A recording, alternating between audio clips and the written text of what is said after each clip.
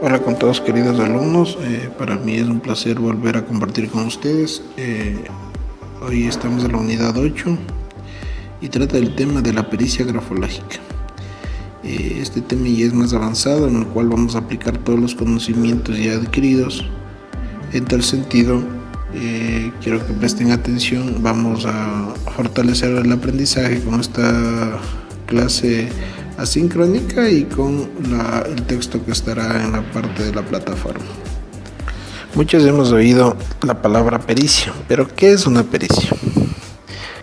La pericia es la habilidad, el conocimiento o destreza que se tiene en determinado asunto, es la cualidad de la experiencia.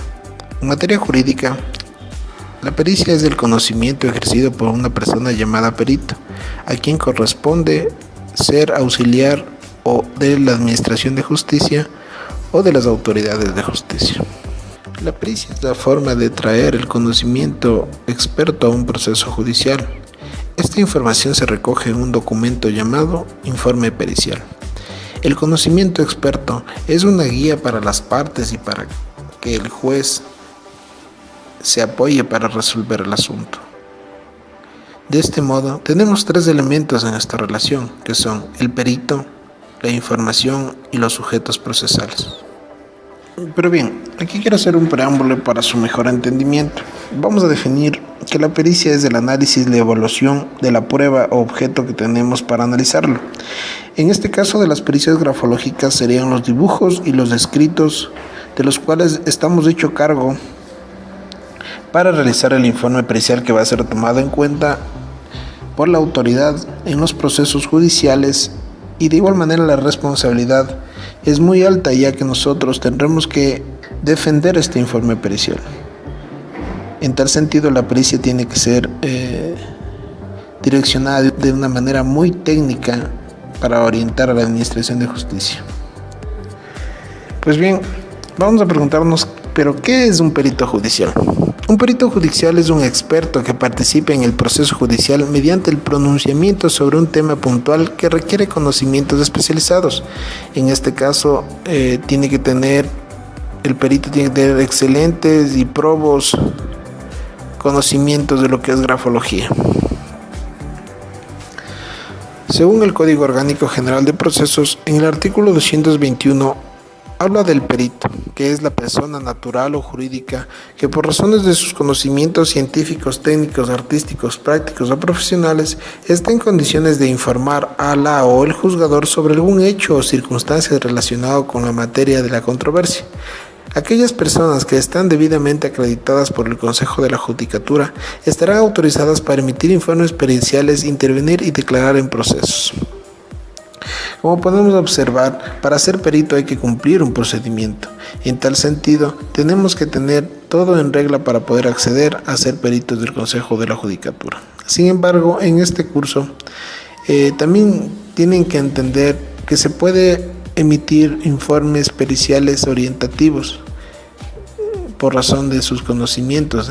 En tal razón, con todos los conocimientos que hemos venido adquiriendo desde la unidad 1, en esta unidad vamos a poner en práctica para nosotros ayudar a la administración de justicia o a su vez en nuestros lugares de trabajo guiar a los niños, adolescentes, inclusive adultos, cuando tengan algún trastorno de personalidad que podamos identificar en el gesto gráfico o en los dibujos que vamos a analizar. En el Código Orgánico Integral Penal COIP también nos habla sobre los peritos. En el artículo 511, las reglas generales, las y los peritos deberán ser profesionales expertos en el área, especialistas, titulados o con conocimiento, experiencia y experticia en la materia y especialidad, acreditados por el Consejo de la Judicatura, desempeñar sus funciones de manera obligatoria, para lo cual la o el perito será designado y notificado con el cargo. La persona designada deberá excusarse si se halla en alguna de las causales establecidas en el Código para las o los juzgadores. Las o los peritos no podrán ser recusados. Sin embargo, el informe no tendrá valor alguno si el perito que lo presenta tiene motivo de inhabilidad o excusa debidamente comprobado. El perito deberá presentar dentro del plazo señalado sus informes, aclarar o ampliar los mismos a pedido de los sujetos procesales. El informe pericial deberá contener como mínimo el lugar y fecha de la realización del peritaje, identificación del perito, descripción y estado de la persona u objeto peritado, la técnica utilizada, los fundamentos científicos, la ilustración gráfica cuando corresponda, las conclusiones y la firma. Comparecer a la audiencia de juicio y sustentar de manera oral sus informes y contestar los interrogatorios de las partes, para lo cual podrá emplear cualquier medio. El Consejo de la Judicatura organizará el sistema pericial a nivel nacional. El monto que se cobre por estas diligencias judiciales o procesales podrán ser canceladas por el Consejo de la Judicatura. Vamos a presentar las estadísticas de la frecuencia de peritajes grafológicos o documentarios con base en el año 2015 que constan en el Consejo de la Judicatura. Los análisis de documentos, la grafología, tenemos en el año 2015 1.640 peritajes. En documentología tenemos 956. Esta tendencia nos da la idea de que es muy importante la rama de la grafología. Los campos jurídicos en los que se toma en cuenta la pericia grafológica. Generalmente la pericia grafológica se utiliza en temas en ámbito judicial penal y judicial civil. Específicamente en el Código Orgánico Integral Penal, en los delitos como el acoso sexual, el abuso sexual, la violación, la corrupción de niños y adolescentes, la discriminación, la violencia, la distribución de material pornográfico a niñas, niños y adolescentes. En la parte psicológica, todo lo que son trastornos psicológicos. En la parte civil, todo el ámbito de falsificación de escritura y documentos, firmas, todo documento comercial. El ámbito para que actúe la grafología es muy amplio. En tal sentido, tenemos que saber a qué tema vamos a direccionar nuestra pericia. El formato de informe pericial. El formato de informe pericial tiene algunos puntos que tenemos que cumplir, ya que el formato es obligatorio para toda pericia judicial. Esta está dispuesta por el Consejo de la Judicatura aquí en nuestro país. En tal sentido, el informe pericial, en el primer punto tenemos datos generales del juicio y proceso de indagación previa.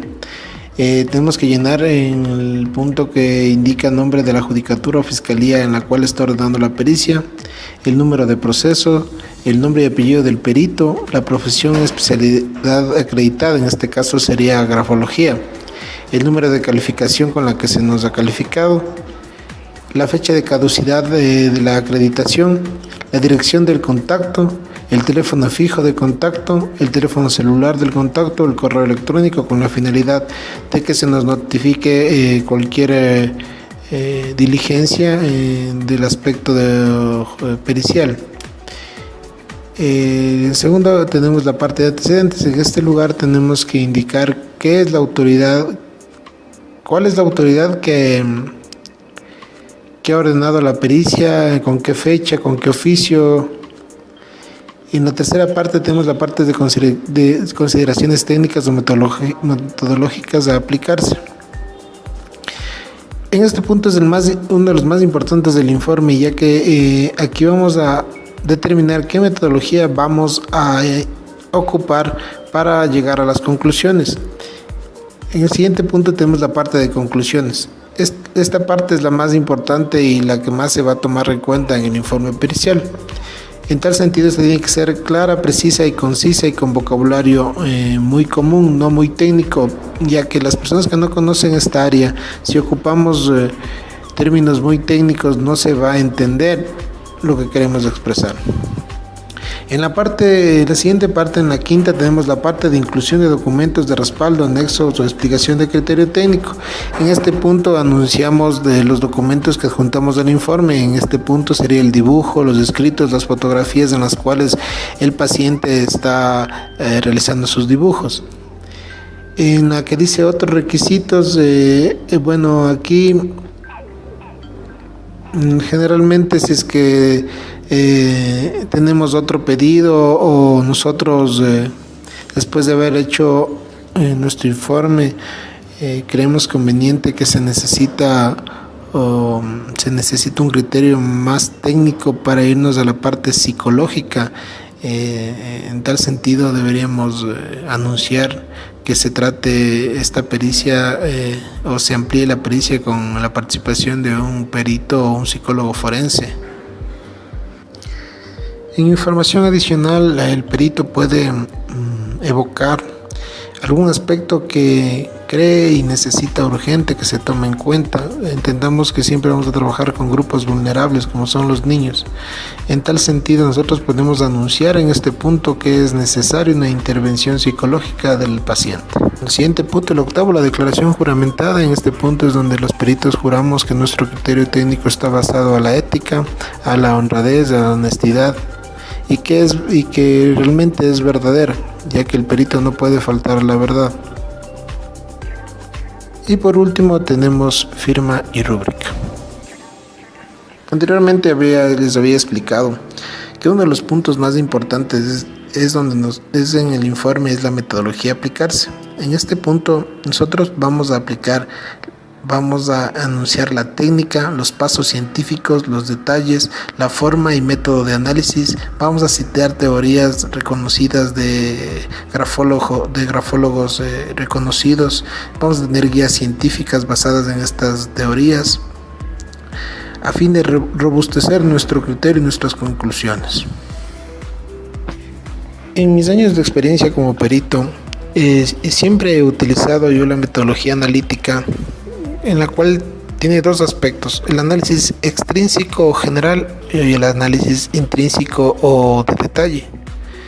En tal sentido, vamos a tomar como ejemplo el dibujo de Camilo, de 8 años, quien presenta rasgos gráficos de haber sido abusado sexualmente. En tal sentido, la metodología, como expliqué anteriormente, del análisis extrínseco general. Tenemos los 8 géneros del gráfico, que son la dimensión o el tamaño, la inclinación, la dirección, la continuidad, la forma, la presión con sus aspectos tensión, profundidad, relieve y calibre, el orden y la velocidad. Por ejemplo, vamos a entender que la dimensión del dibujo es un dibujo muy grande. La inclinación tiene una leve, en la parte superior, una leve inclinación a la derecha. En la dirección tenemos una dirección, se puede decir que tiene una dirección vertical descendente. Esta habla de la constancia, del carácter, del humor, el grado de excitabilidad del sujeto. En el dibujo hablamos también sobre la continuidad, que implica la intensidad con la que el sujeto liga un dibujo o un trazo del otro, la cohesión. Y nos damos cuenta que en este dibujo hay una continuidad general, hay cohesión entre los trazos. Luego analizaremos la forma. Este género permite ver el nivel de cultura del sujeto, el estilo general, el comportamiento, interés y preocupaciones más salientes del individuo. Y por ejemplo, nos damos cuenta que este dibujo no es armónico, es un gráfico no armónico. El siguiente aspecto es la presión. Este aspecto se estudia desde 4 variables o subaspectos: la profundidad, la tensión, la intención, la coloración, el relieve y el calibre o grosor. Este nos da o nos indica que se relaciona o nos indica con el grado de enojo o de ira que tiene el sujeto que está dibujando, el grado de salud, el dinamismo físico, el nivel de autoestima, la extroversión, la introversión, el estado psicofísico. Pero ¿cómo podemos determinar este aspecto?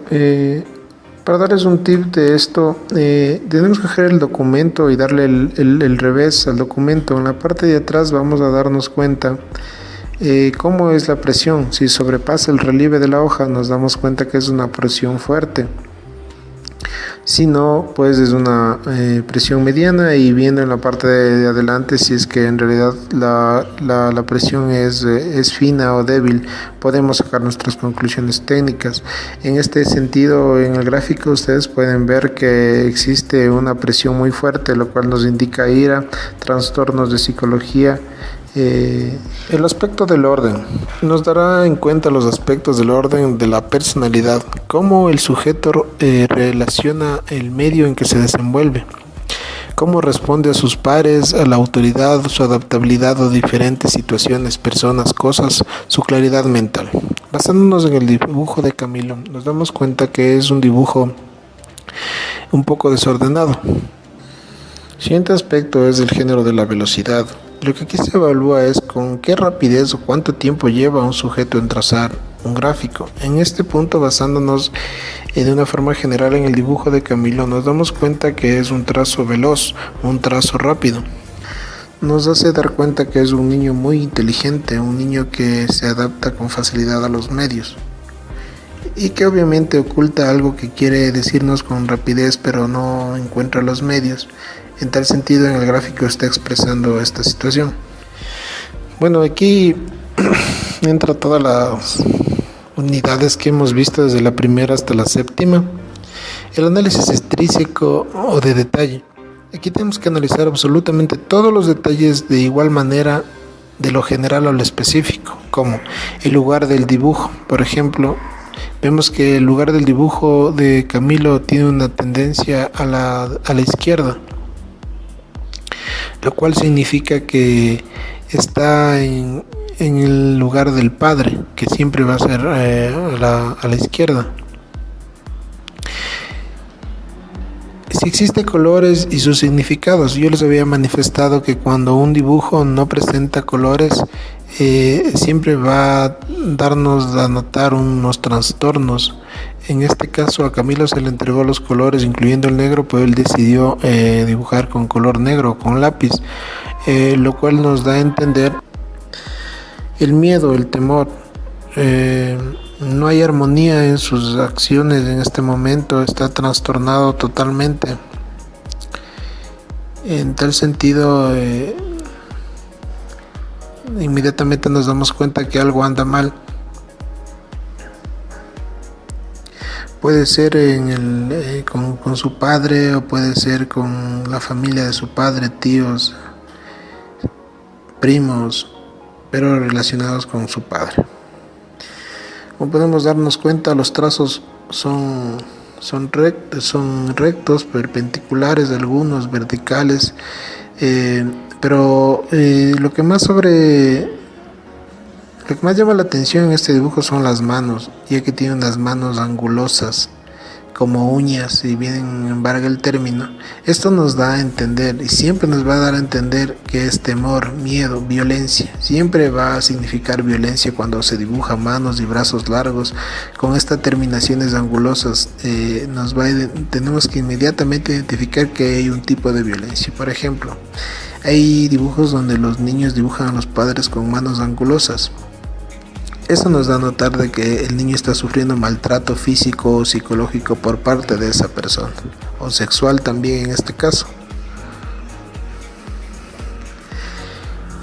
Nos damos cuenta de los pies, son muy grandes, su inseguridad en el piso no presenta una seguridad, una inestabilidad. Los pies siempre que se dibuje de la forma como zapatos de payaso, si bien embarga el término, nos damos cuenta que igual nos presenta un trastorno muy grande en ese sentido.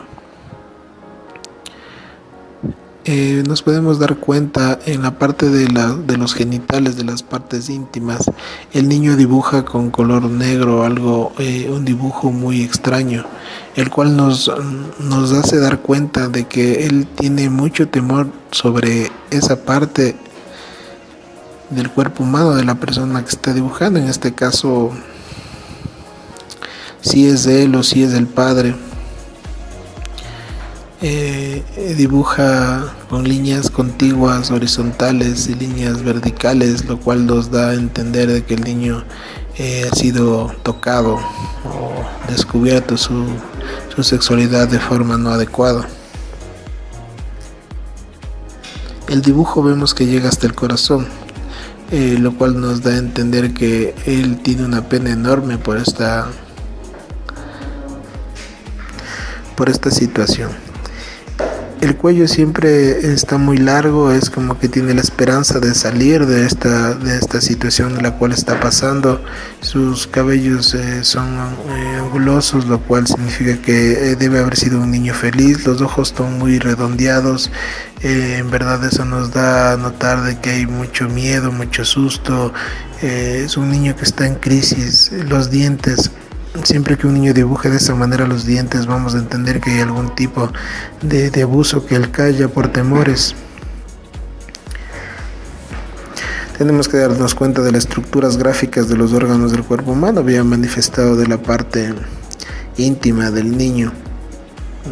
Realmente es estremecedor y nos pone a pensar como adultos que un niño por miedo no puede expresar, pero nosotros que tenemos la obligación de ser educadores, como psicólogos, como peritos, tenemos la obligación de ayudar a estos niños para que puedan superar estos problemas y que los culpables vayan a dar a la cárcel y sean sentenciados. Si recordemos que siempre un niño va a estar en riesgo. En tal sentido, nosotros tenemos la obligación de siempre estar atentos de los niños. No sabemos qué les puede estar pasando, qué les puede estar perturbando. Espero que esta herramienta sirva para guiar. Si bien es cierto, muchas personas no escogieron este curso para ser peritos, pero sí podemos ocupar este tipo de formatos para llegar a conclusiones que nos puedan ayudar a hablar con los padres, hablar con la madre, hablar con los hermanos, sobrinos.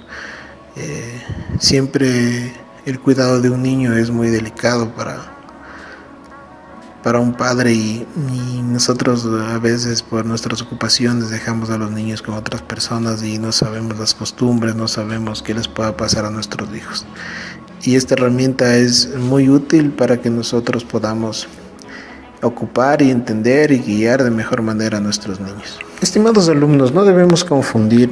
Tengo muchos alumnos que son psicólogos y bueno, esta área realmente no di yo en el curso porque habló el doctor Suárez y muchas personas tenían un poco de duda. Este ámbito es más direccionado al ámbito psicológico. En tal sentido, los test de proyección gráfica tienen unos estándares en los cuales se fijan un porcentaje para llegar a conclusiones más técnicas. Y los psicólogos ocupan estos medios, estas herramientas para dar un criterio más técnico y llegar a conclusiones ya más técnicas. En tal sentido, nosotros siempre tenemos que apoyarnos en un psicólogo, siempre tenemos que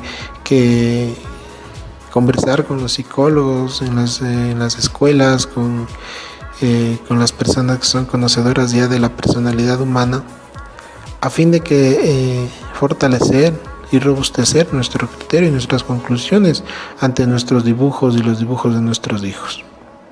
No tenemos que confundir, el test de proyección gráfica es importante en la grafología, pero ya tiene unas directrices y realmente eso se apega a porcentajes estandarizados por los psicólogos para llegar a conclusiones técnicas en los test gráficos. Llegamos al punto más importante, que son las conclusiones. Las conclusiones, como manifesté, deben contener todas las opiniones técnicas basadas en la metodología que ocupamos. Deben ser claras y de fácil entendimiento, sin usar términos muy científicos o técnicos, ya que es el punto dentro del informe más importante. Aquí el juez o la autoridad muchas veces solo se fijan en las conclusiones del perito. En tal sentido, esta tiene que ser extremadamente clara a fin de no generar confusiones y de igual manera poder sustentar el informe en una audiencia. Hemos terminado la unidad 8, el día de mañana vamos a analizar la unidad 9, analizar casos de la vida real. Voy a preparar el material para que ustedes puedan darse cuenta y empiecen a aplicar sus conocimientos en esta área. Espero que hayan disfrutado de esta presentación. Siempre para mí es importante aportar para su conocimiento y cualquier cosa estoy a las órdenes. Les dejo mi email después de este video y cualquier duda en el WhatsApp o en mi email para poderles responder. Un gusto y bendiciones para todos.